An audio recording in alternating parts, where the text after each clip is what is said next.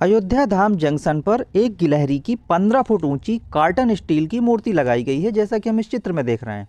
क्यों लगाई गई है? देखिए, रामायण में युद्ध कांड के गिलहरी से प्रेरित यह मूर्ति प्रतिबद्धता, कर्तव्यपरायणता और भक्ति का प्रतीक है। कैसे प्रतीक है?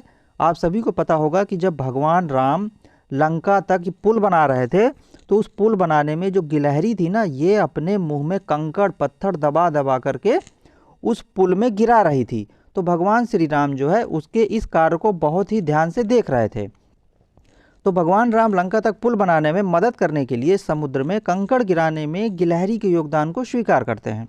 जहां पुल के निर्माण में गिलहरी के प्रयासों के समान सबसे छोटा योगदान भी प्रभु श्री राम के लिए गहरा अर्थ रखता है। इस प्रकार से इसलिए यह मूर्ति लगाई गई है।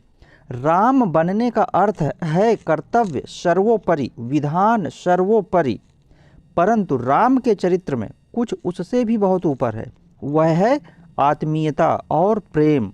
राम का समस्त बल एक गिलहरी के समर्पण और एक वृद्धा भिलिनी के प्रेम पर भी न्यौछावर हो जाता है।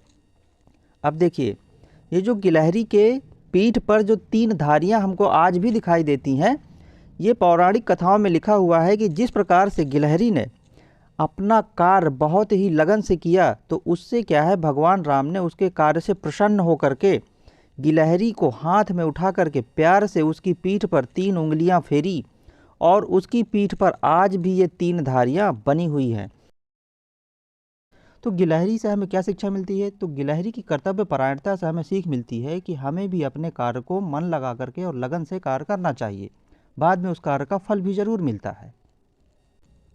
गिलहरी की कर्तव्य परायणता और प्रतिबद्धता को ध्यान में रखते हुए यह मूर्ति लगाई गई है, जिससे हर आने जाने वाले को यह ध्यान में रहे कि कोई भी कार्य छोटा नहीं होता है।